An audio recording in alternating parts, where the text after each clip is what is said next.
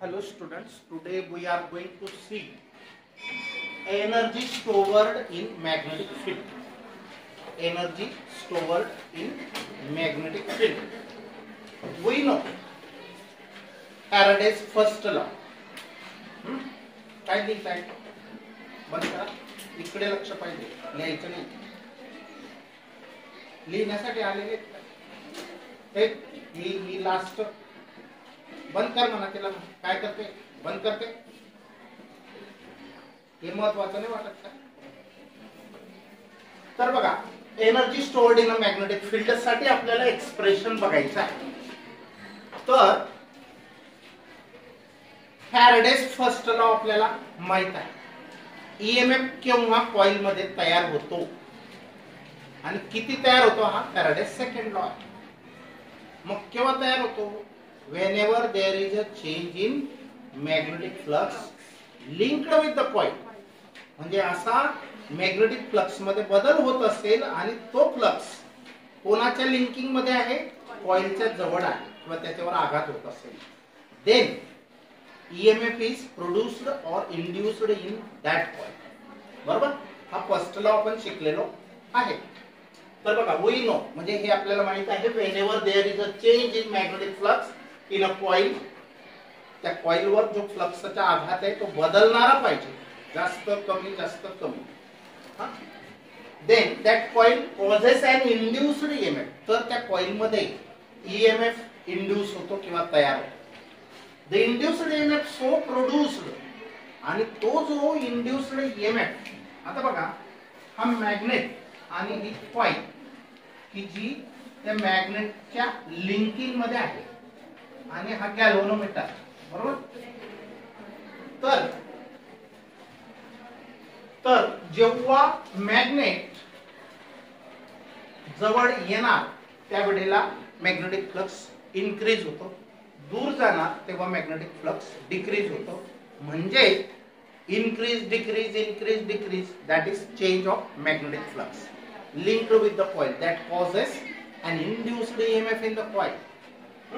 मग हा जो इंड्यूस्ड EMF तयार झाला कॉइल मध्ये due to change in magnetic flux, magnetic flux बदलल्यामुळे जो कॉइल मध्ये इंड्यूस्ड EMF तयार झाला, तर तो EMF ऑपोज करतो. कोणाला ऑपोज करतो? The induced EMF so produced. अशा प्रकारे जो EMF तयार झाला, सो प्रोड्यूस्ड म्हणजे जो तयार झाला, दॅट अपोजेस द चेंज. तो कोणाला विरोध करतो? तो EMF या मॅग्नेटिक फ्लक्सच्या चेंज होण्यालाच अपोज करतो की चेंज होऊ नको. अँड हेन्स, आणि म्हणून the energy has to be spent. बघा, लक्ष द्या, मॅग्नेटिक फ्लक्स चेंज झाल्यामुळे EMF तयार झाला आणि तो तयार झालेला इंड्यूस्ड EMF अपोज करतो कोणाला? The change magnetic flux. Magnetic flux change व्हायला तो अपोज करतो. मग अपोज करतो म्हणजे काही ना काही वर्क डन होईलच. वर्क डन होईलच. तो EMF जेव्हा तयार झाला तो अपोज करेल म्हणजे काहीतरी एनर्जी खर्च करेल की नाही? या अपोज करायला, याला अपोज करायला काहीतरी एनर्जी खर्च होईलच. समजतंय हे? So produced the induced EMF so produced की जो तयार झालेला EMF आहे that opposes the change and hence the energy has to be spent. कोणाला एनर्जी खर्च करावी लागेल? EMF ला. EMF जो तयार झाला त्याला. The energy has to be spent म्हणजे खर्च ही व्हावीच लागेल एनर्जी टू ओव्हरकम इट. त्यावर मात करण्यासाठी. To overcome it. कशावर मात करण्यासाठी? To build up the magnetic field. Magnetic field त्याला तयार करायचे स्वतःचे EMF. To build up a magnetic field. This energy may be recover. ही एनर्जी जी खर्च करावी लागली त्या EMF ला ती रिकव्हर्ड होते. ती काय होते? रिकव्हर्ड होते. कुठं? As heat in a resistance of the circuit. त्या सर्किटला मेटॅलिक आहे, त्याला काही ना काही रेजिस्टन्स असेल आणि म्हणून रेजिस्टन्स ज्या सर्किटला असतो त्याच्यामधून जर करंट फ्लो होत असेल तर काय तयार होईल? हीट तयार होणे साहजिक आहे. जसं फिलामेंट टंगस्टनची बल्बमध्ये रेजिस्टन्स असतो त्याला, आणि करंट सेंड केलं तर रेजिस्टन्समुळे हीट प्रोड्यूस होते आणि त्या हीटमुळे तो बल्ब प्रकाशित होतो. बरोबर, हे माहिती आहे की नाही? तर this energy may be recovered, ही जी एनर्जी स्पेंड करावी लागली त्या EMF ला ती रिकवर्ड होते. कशाच्या स्वरूपात? In the form of heat. Why? Because a resistance of the circuit. सर्किटला रेजिस्टन्स असतो म्हणजे हीट तयार होते. तर this fact gives the logical concept of the energy being stored in the magnetic field. हा जो कन्सेप्ट आहे, हा कन्सेप्ट एक लॉजिकल म्हणजे लॉजिक देतो आपल्याला, काहीतरी आयडिया देतो. This fact gives the logical concept. ही फॅक्ट एक लॉजिकल कन्सेप्ट देतो. कशाचा कन्सेप्ट देतो? Energy being stored in the magnetic field. त्या मॅग्नेटिक फील्ड मध्ये एनर्जी ही स्टोअर्ड झाली असं आपल्याला एक आयडिया देतो. Now let us find the energy spend. मग बघूया किती एनर्जी तो खर्च करतो. तो EMF ह्याला विरोध करायला मॅग्नेटिक फ्लक्सला किती खर्च करतो, तर ती एनर्जी आपल्याला फाइंड आउट करायची आहे. Now let us find the energy spend to build up a current I in a circuit. तर हा जो EMF तयार होतो त्याला जी एनर्जी खर्च करावी लागते ह्याला ऑपोजिशन साठी, आणि ती energy recovered in the form of heat. आणि दुसरी गोष्ट, त्या EMF ला करंट पण सेटअप करावं लागतं. मग तर ते करंट पण सेटअप करावं जे लागतं, तर ते किती असेल ते बघूया आपण. Late us find the energy spend. Energy किती असेल ते बघूया. To build up a current I in a circuit having an inductance L. आता ह्याला आपण इंडक्टर पण म्हणतो. Solenoid is inductor. त्याला इंडक्टन्स असतो आणि इंडक्टन्स आपण L अक्षराने दर्शवतो. दोन टाइपचे इंडक्टन्स आहेत, सेल्फ इंडक्टन्स आणि म्युच्युअल इंडक्टन्स. म्युच्युअल साठी M वापरतात, काल ते व्हिडिओ मध्ये पाठवलंय मी, आणि सेल्फ साठी L वापरतात, सेल्फ इंडक्टन्स. मग in a circuit having an inductance L, असं सर्किट की ज्याच्यामध्ये करंट I तयार झालं की ज्याचे इंडक्टन्स L असं आहे. The induced EMF in the inductance is, तर त्या इंडक्टन्स मध्ये जे इंड्यूस्ड EMF तयार झाला तो कसा लिहिला जातो? E is equal to minus L di/dt. हा फॉर्म्युला आपण कुठे शिकलो? कुठे शिकलो? अरे सेल्फ इंडक्टन्स मध्ये शिकलो ना. सेल्फ इंडक्टन्स मध्ये शिकलो. सेल्फ इंडक्टन्स मध्ये हा फॉर्म्युला झालाय E is equal to minus L di/dt. बरोबर. Let it be equation number first. लक्ष नाही तेजल का काय तुझं नाव? Last page. पेजेस बंद कर, इकडे लक्ष दे, सरळ बैस. सगळे चेहरे दिसून राहिले, मी बघेन नंतर, हिशोब करतो. तर E is equal to minus L di/dt. Let it be equation 1. हे कुठून आणलं? Self inductance. अरे हा फॉर्म्युला बघा, आपण L is equal to E upon di/dt झाला होता ना. हा इंडक्टन्सची डेफिनेशन पण याच्यावरून तयार केली होती. मग तुम्ही एकदम असे चेहरे करतात की जसं पाहिलं नाही. बघा, आपला पण प्रयत्न महत्वाचा आहे. लक्ष घेण्यासाठी म्हणजे शिकण्यासाठी दोघांचे प्रयत्न. माझं शिकवणं, तुमचं पण माइंड की कुठून कुठून काय काय आलं. मी नुसते आयडिया तर देणारच, बरोबर. ते माइंड मध्ये कसं कसं पुटअप करायचं ते तुमचं काम आहे ना. दुसरे काम करत बसतात काही ना काही. तर बरोबर, लेट इट बी. हा EMF इतका तयार झाला. The work done in moving a charge dq against this EMF is. आता हा EMF तयार झाला म्हणजे EMF म्हणजे काय? करंट सेटअप झालं. EMF तयार झाला तर करंट सेटअप झालं. करंट सेटअप होणे म्हणजे काय? Rate of flow of charge, म्हणजे चार्जला मूव्ह करावं लागलं त्या EMF ला काय करावं लागलं, चार्जला मूव्ह करावं लागलं. तो ईएमएफ त्या चार्जला मूव्ह करतो.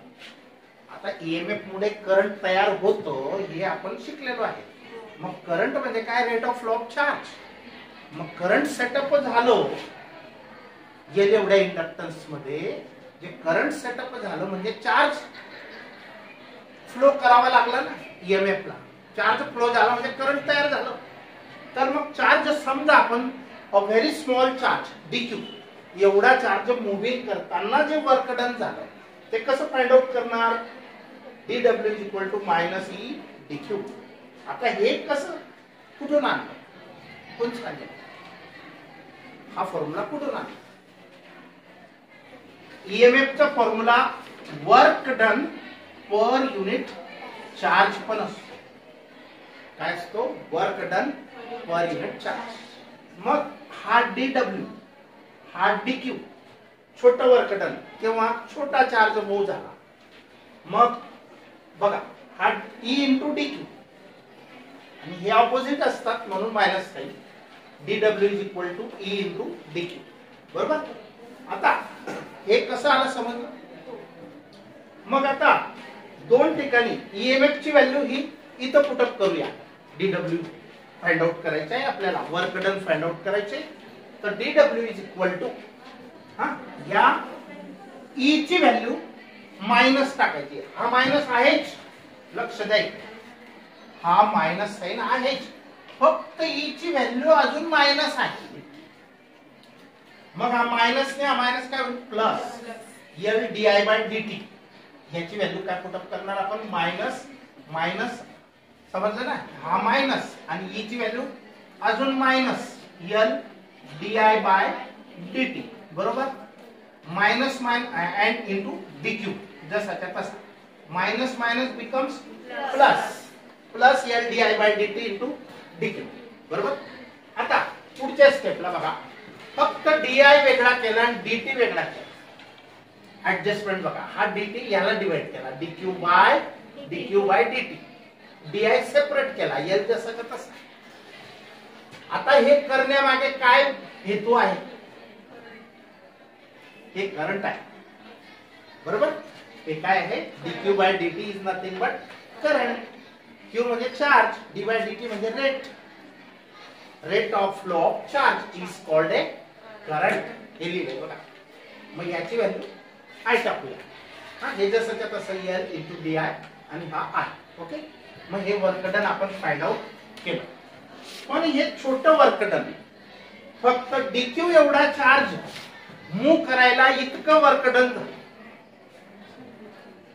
बघा इथं ईएमएफ तयार झाला, त्या ईएमएफ ला एनर्जी स्पेंड करावी लागली आणि ती energy recovered in the form of heat. कारण त्या कॉइलला रेजिस्टन्स काही ना काहीतरी असेल, लिटल बट फायनाइट. आता त्या रेजिस्टन्स मुळे हीट प्रोड्यूस झाली, कॉइल थोडीफार गरम होईल. चटके दिले एवढं समजणार नाही आपल्याला, पण हीट प्रोड्यूस होईल. बर, अजून त्या ईएमएफ ला करंट तयार करावं लागणार आहे.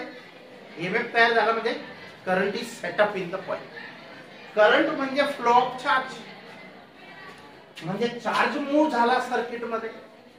आता चार्जचा फ्लो म्हणजे मेनी चार्जेस असतील. आपण काय करूया, छोटासा चार्ज कन्सिडर केला की डीक्यू एवढा चार्ज पुश करायला. ईएमएफ म्हणजे इलेक्ट्रोमोटिव्ह फोर्स ना. इलेक्ट्रो म्हणजे चार्ज, मोटिव्ह म्हणजे सरकवणे, मोटिवेशन, चालना देणे, आणि फोर्स म्हणजे ताकद द्यावी लागते ना. ईएमएफ म्हणजे इलेक्ट्रोमोटिव्ह फोर्स. चार्जला ढकललं. मग चार्ज ढकलला, तो एका लाईनीमध्ये सेटअप झाला, वायर मध्ये फिरायला लागला, म्हणजे करंट तयार झालं. मग आपण म्हणजे वर्क डन पण झालं चार्ज मूव्ह करायला. मग ते वर्क डन आपण काढलं. छोट्याशा चार्जला, डीक्यू एवढ्या चार्जला पुशअप करायला, फिरवायला जे वर्क डन झालं ते इतकं झालं. D W is equal to L D I by D I into I. पण आपल्याला फक्त एका डीक्यू चार्जचं वर्क डन फाइंड आउट करायचं नसून total work done find out करायचंय की टोटल आय इतकं करंट त्याच्यामध्ये जेव्हा फ्लो व्हायला लागेल, टोटल आय आय म्हणजे अनेक चार्जेस एकत्र येऊन बनणारा करंट आहे आय. डीक्यू डीक्यू डीक्यू सारखे many charges when flowing through the circuit then current becomes I. त्यावेळेला टोटल करंट बनेल आय. बरोबर. अनेक थेंब पावसाचे एकत्र येऊन नदीमध्ये नाल्यामध्ये मग ते मोठा प्रवाह बनतो. तसे अनेक डीक्यू सारखे चार्जेस आय बनवणार आहे. लक्ष द्या. आणि म्हणून आपल्याला टोटल वर्क डन काढायचं असेल तर या छोट्या वर्क डनचं काय करावं लागेल? इंटिग्रेशन करावं लागेल. छोट्या छोट्या कामांचं एकत्रीकरण डीडब्ल्यू डीडब्ल्यू. मग डीडब्ल्यू चं इंटिग्रेशन करूया. मग याचे इंटिग्रेशन केलं कुठून कुठपर्यंत? लिमिट काय? तर 0 to I. बघा 0 to I म्हणजे आधी करंट 0 होतं पासून तर I इतकं बनेपर्यंतच्या छोट्या कामांची बेरीज डीडब्ल्यू. बरोबर.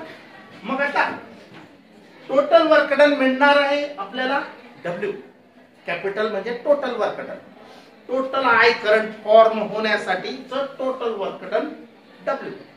हे डब्ल्यू म्हणजे डीडब्ल्यू चं इंटिग्रेशन म्हणजेच याचंच इंटिग्रेशन. मग याचे इंटिग्रेशन मध्ये एल कॉन्स्टंट आहे टेकन आउटसाइड. मग राहिला काय? I into D I. Main variable sub variable and limit of integration are 0 to I.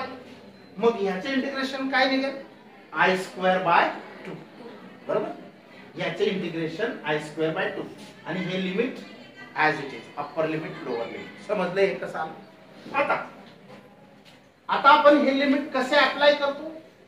ह्या व्हेरिएबल जो पण असेल त्याची व्हॅल्यू एकदा हा टाकायचा, ही व्हॅल्यू टाकायची, मायनस एकदा ही व्हॅल्यू टाकायची. मग या आय ची व्हॅल्यू आय टाकूया. काय बनले? I square by 2. म्हणून तो काय जसाच्या तसाच राहिला. इथं पण आयच आहे, इथं पण आयच आहे. जर इथं एक्स राहिला आणि इथं वाय राहिला तर इथं वाय टाकावं लागतो. रिप्लेस करावं लागतो. इथं सेम आहे म्हणून ते काही कळत नाही. ओके.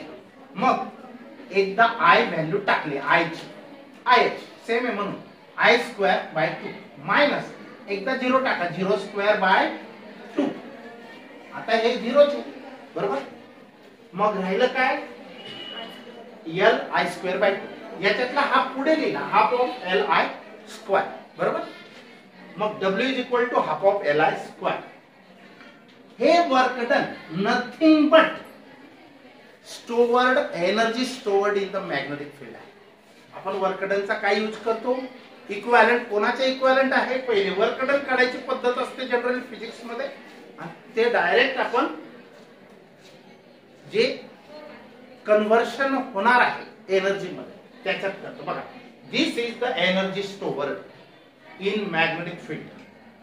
हीच एनर्जी स्टोअर्ड आहे. पण एनर्जी स्टोअर्डला मग युबी अक्षराने दर्शवूया. हे वर्क डन आहे. फॉर्म्युला तोच. पण हे वर्क डन कशाच्या स्वरूपात स्टोअर झालं? Energy magnetic in the magnetic field. B लावलाय सफिक्स याचा अर्थ काय होतो? Magnetic field. इलेक्ट्रिक राहिलं असतं तर ई लावला असता. बी 2-3 ठिकाणी आपण पाहिलंय. तर बघा this is the energy stored in magnetic field and it is denoted by letter U capital B suffix. B is also capital but suffix. मग UB is equal to half of Li square. This is important formula, very important. मागे नव्हता हा सिलेबसला. हे topic बरेच या चॅप्टरचे बरेच topics नव्हते. लक्षात ठेवा.